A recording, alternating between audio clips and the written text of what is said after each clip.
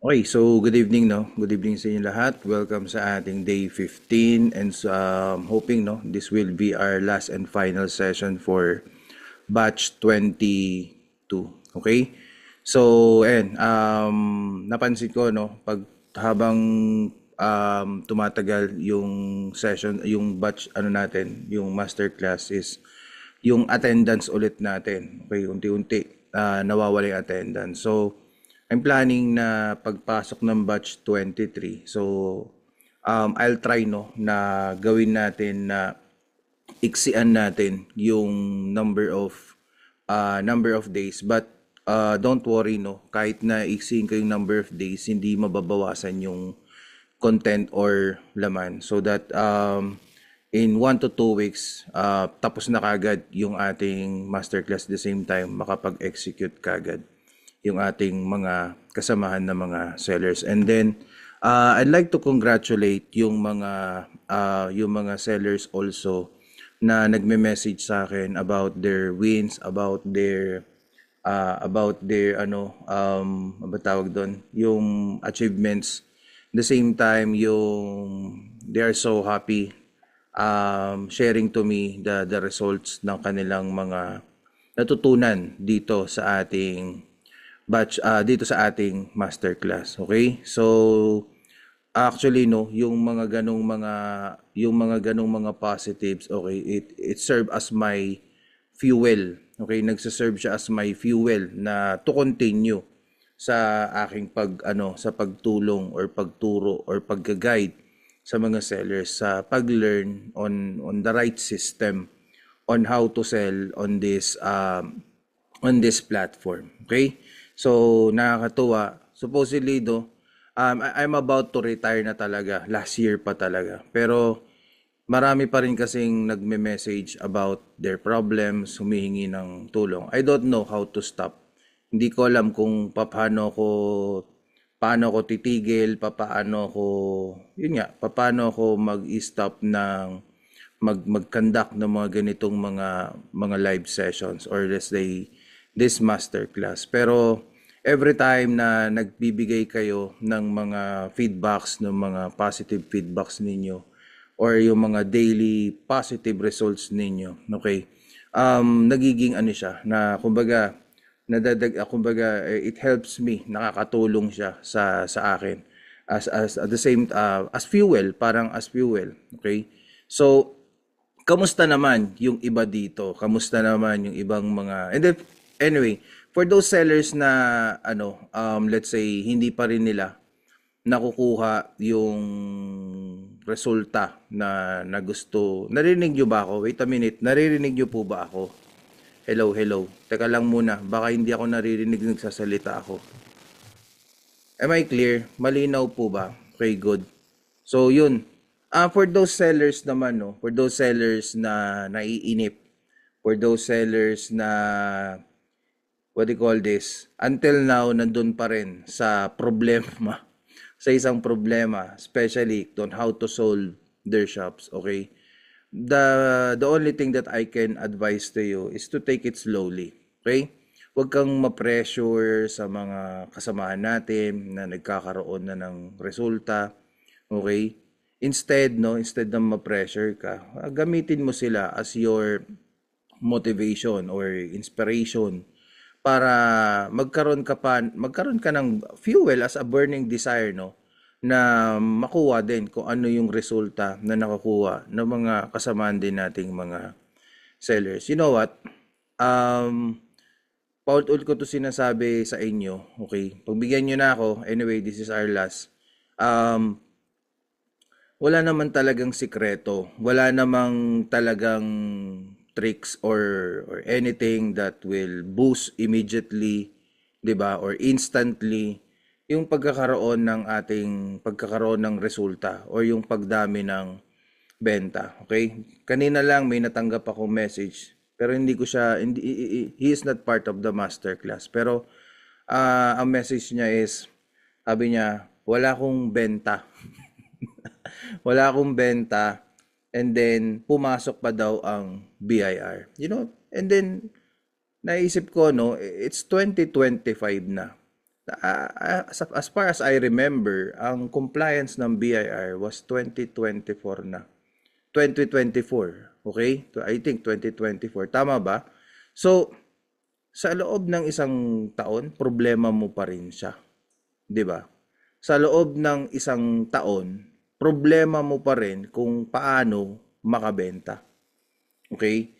I'm talking about a problem of a seller na hindi dumaan sa proper learnings, hindi dumaan sa ganitong klaseng masterclass. I don't know kung nakikinig siya or nanonood ba siya ng aking tutorials, but randomly nag-message siya sa akin, sabi niya, Coach Mark, sabi ko, bakit?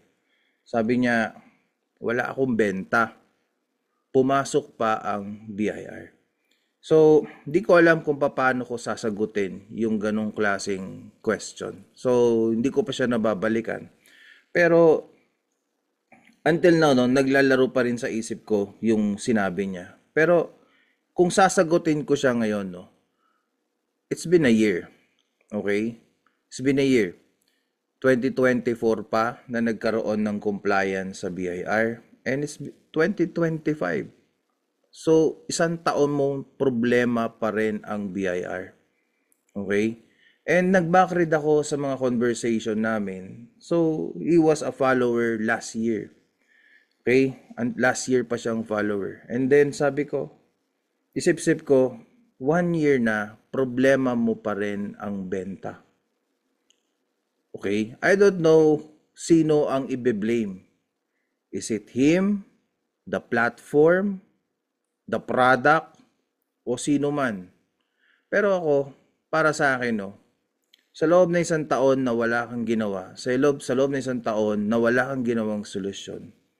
So, the best person to be blamed or ma-blame dyan sa ganyang problema is you yourself as a seller. Because you are in control eh. Ikaw ang may control ng negosyo mo. Ikaw ang may control ng business mo.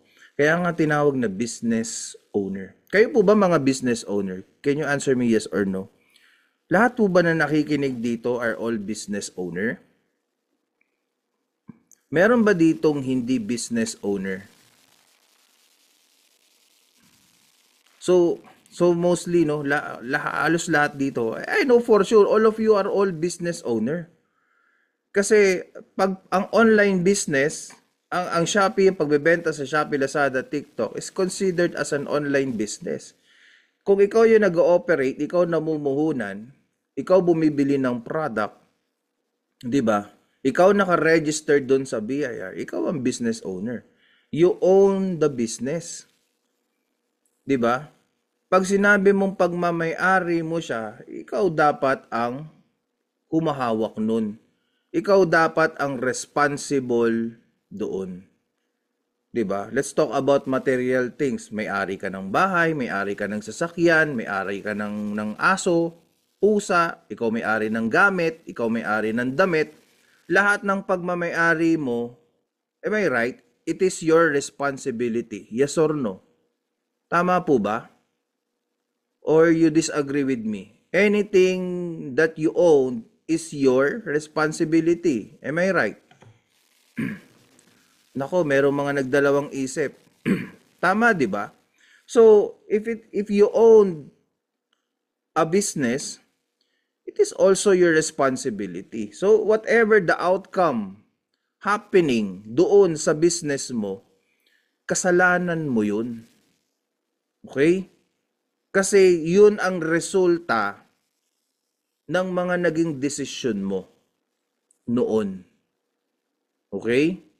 So, wala kang benta ngayon, it is because it is the result ng mga desisyon mo noon. You cannot blame anyone. You cannot blame the BIR. You cannot blame the ITA, compliance, the platform. Ikaw lang ang pwede mong i-brought up ko lang ito kasi this is a big lesson to everyone. Okay? Ikaw lahat yun. Ikaw dapat ang sisihin doon. Hindi mo pwede isisi sa staff. Hindi mo pwede isisi sa printer, sa system, sa product mo. 'Di ba? Kasi Number one, let's talk about the product. Ikaw ang nagdesisyon ng product na ibebenta mo. Okay? Guys, pagbigyan nyo lang tong sermon na to ha. Ikaw nagdesisyon ng product mo. Ikaw nagdesisyon ng presyo mo. Am I right? Yung mga product na binibenta nyo, ano yan? Pinilit sa inyo? Pwede ko bang malaman ang sagot? Ipinilit lang ho ba sa inyo yung mga product na binibenta nyo sa Shopee and Lazada? Can I get a response? Oy, to 21 na lang tayo dito oh. Baka naman pwedeng may mag-participate kahit 5. Okay, tama. Hindi naman pinilit sa iyo yung product na yan. Yung pagbenta mo sa Shopee, pinilit ka ba ni Shopee? Pinilit ka ba ni Lazada? Pinilit ka ba ni TikTok? Di ba ikaw nagdesisyon na magtinda kay Shopee? Ikaw nagdesisyon na magtinda kay Lazada? Kay TikTok? Ikaw nagdesisyon ng product mo? Ikaw nagdesisyon ng price mo? Yung kinonsider mo yung presyo ng bibenta mo, nagdesisyon ka na doon. Alam mo palang may standard pricing. Alam mo palang may compliance. 'Di ba? Bakit yan pa rin yung binebenta mo? And yet, at the end of the day, isisisi mo. Kasi binigyan kami ng compliance. Kasi may ganito. Let's talk about the business. Alam mo sa negosyo, may compliance. Alam mo sa negosyo, para maging isang legitimate na business yan, you need to undergo legalities. May magsasabi na naman, kasi kayo afford nyo, kayo kasi may budget kayo. Marami namang nagnegosyo na walang budget. Okay, correct me if I'm wrong but I believe may mga rags to riches na mga nagnegosyo. They start from small. Hindi naman sila nagsimula na may sarili ng accountant, may sarili ng staff, may sarili ng warehouse, may sarili ng marketing. Nagsimula yan sa sarili mo. Nagsimula yan, ikaw lang. Me, I start with all sa sarili ko. Ako lang mismo. Ako nagdesisyon ng product ko. Ako nagdesisyon na I'm gonna sell it in Lazada and Shopee. I'm the one who decide how much will be the pricing based doon sa mga naging research ko. Ako nagdesisyon saan ko i-market. Ako nagdesisyon kung ika-campaign ko. Ako nagdesisyon kung ia-ads ko. Ako nagdesisyon ng bid price ko. Ako nagdesisyon ng location. 'Di ba? Lahat ako nagdesisyon. Ako nagdesisyon ng supplier ko. 'Di ba? Ako nagdesisyon ng packing team ko. Ako nagdesisyon ng printer na bibilhin ko. Pati printer sinisisi. In short, ikaw lahat. Kaya kung ano yung resulta mo ngayon, I'm sorry bato-bato sa langit. Whatever the result na meron kang ngayon, wala kang sisisihin kundi sarili mo. Kasi lahat yan, these are all the resulta yan ng mga desisyon mo. Huwag kang gumawa ng mga reason, okay? Stop making or creating reason para lang sabihin mo na hindi mo kasalanan. 'Di ba? So bakit ko sinasabi ito? After the masterclass, after this batch 22, yung iba sa inyo, hindi yan magsasucceed. Some of you magsasucceed. Some of you walang magbabago. Maraming resultang lalabas dyan. Sinabi ko na sa inyo, after the masterclass, hindi kayo lahat. You're not going to get the same result whatever others are getting. Because it will be based kung ano mga desisyon na gagawin mo after this masterclass. You can decide to disregard me. May desisyon ka na i-block mo lahat ng sinasabi ko ngayon. May desisyon ka na isipin na pinagsasabi niyan ni Coach Mark. 'Di ba? May desisyon ka na magtaas-taasan ngayon, maggaling-galingan ngayon. Nasa iyan. Pero kung ano magiging resulta mo in the future, it is because kung anong dinesisyon mo ngayon habang nagsasalita ako. Okay? So if you want to get result, gumawa ka ng tamang desisyon. At bago ka gumawa ng tamang desisyon, pag-isipan mo muna, balansehin mo muna kung ano ang possibility of this decision. Ganun lagi. And of course, every decision, hindi yan perfect. May mga mistakes na pang mangyayari dyan. So once na magkaroon ka ng bad decision, maaaring mag-create ng bad result. But from that bad decision, you should not blame it to others. Blame it sa sarili mo. So that meron kang magawang adjustment, changes, or pagbabago dun sa naging maling decision mo. Am I right? Tama po ba? Or am I wrong? Do you agree or disagree with me? Kamusta po kayo? Ano mga decision niyo ngayon? You have a decision to answer me yes or no? You have a decision kung magta-type ka ba or hindi? Nagbanta, no? May decision kang titigan lang, mag-nonchalant ka lang, di ba? Ganon, di ba? Pero, sabi ko nga sa inyo, pag hindi ka interactive, magmamanifest yan sa shop mo. Di ba? So, kapag nag-manifest yan sa shop mo, it's not my fault. It is your decision. Okay? So, yung umattend ngayon sa last and final session natin, it is your decision. But, hindi pa rin doon nagtatabos yung decision mo. Kasi, andito pa tayo sa decision kung nagme-make sense ba ako, ia-adapt mo ba yung ituturo ko, aaralin mo ba yung ituturo ko, ganon. So, ba't ko sinabi yun? Yun nga, lahat ng resulta nyo dito ay galing sa magiging decision mo. Okay? So, may nag-inquire sa akin, sabi niya sa akin, meron bang money back guarantee? Baka nandito. May nagsabi, pag ano daw, hindi daw tumalab, may money back guarantee ba daw? Ganyan. Ano to? Appliances? May warranty? 'Di ba? Sabi ko sa kanya, kung ano man maging resulta mo after the masterclass, okay, yun ay base na sa magiging decision mo ulit. Okay? Di naman pwede na, for example, lahat sinabi na and then hindi tumalab. So, hindi ako naniniwala na hindi tatalab. Okay? Kasi, wala ho kayong choice. To be honest, wala ho talaga kayong choice. Kasi as a seller, lahat ho ng itinuro ko, yun po talaga ang trabaho nyo. Hindi nyo pwedeng i-shortcut yun. Hindi nyo pwedeng gawan ng trick yun. Yun talaga ang trabaho. Okay? Confident akong sabihin kasi bakit nagkakaresulta yung iba? Bakit nagkakaresulta yung mga tinuturuan natin? Why am I getting result also?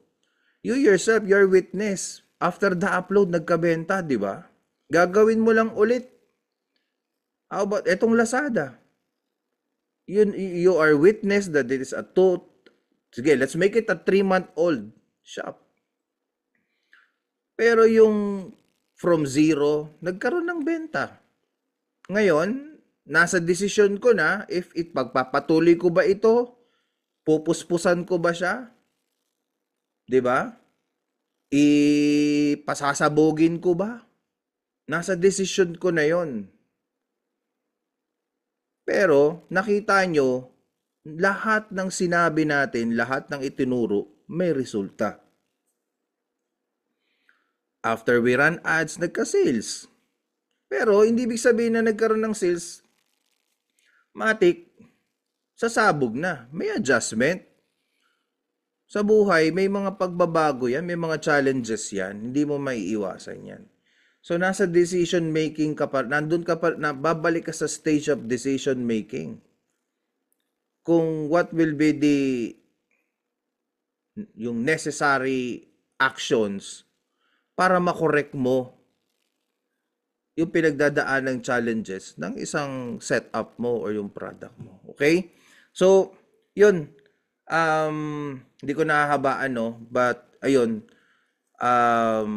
I hope after this masterclass ay meron kayong magawang isang magandang desisyon.